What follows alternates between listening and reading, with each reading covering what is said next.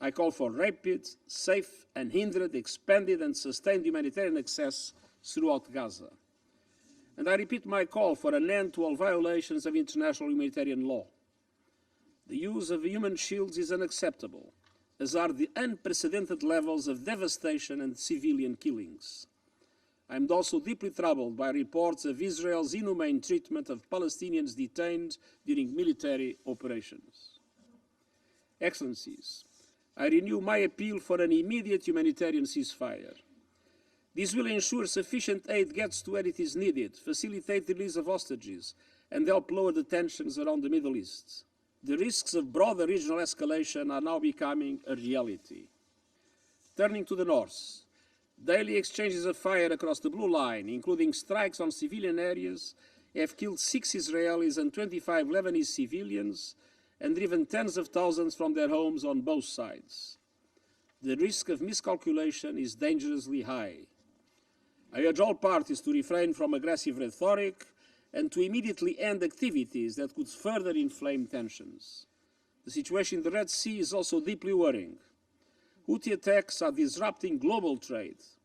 These have been followed by airstrikes by the United States and the United Kingdom on Houthi positions in Yemen. De-escalation is essential, and all attacks on merchant and commercial vessels in the Red Sea must cease immediately. Meanwhile, there are almost daily attacks on facilities hosting US and international coalition forces in Iraq and Syria. In response, the United States has launched airstrikes targeting individuals and groups suspected of these actions. And in Syria, airstrikes that Iran and Syria have attributed to Israel have targeted officials of Hamas and the Islamic Revolutionary Guard Corps of Iran. A lasting end to the Israeli-Palestinian conflict can only come through a two-state solution.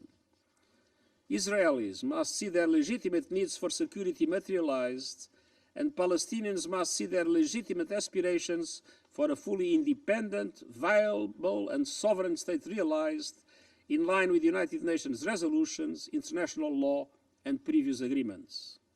Israel's occupation must end. Excellencies, last week's clear and repeated rejection of the two-state solution at the highest level of the Israeli government is unacceptable. And this was despite the strongest appeals from even the friends of Israel, including those sitting around this table. This refusal and the denial of the right to statehood to the Palestinian people would indefinitely prolong a conflict that has become a major threat to global peace and security. It would exacerbate polarization and embolden extremists everywhere. The right of the Palestinian people to build their own fully independent state must be recognized by all, and any refusal to accept the two-state solution by any party must be firmly rejected. What is the alternative? How would a one-state solution look with such a large number of Palestinians inside, without any real sense of freedom, rights, and dignity? This would be inconceivable. The two-state solution is the only way to address the legitimate aspirations of both Israelis and Palestinians.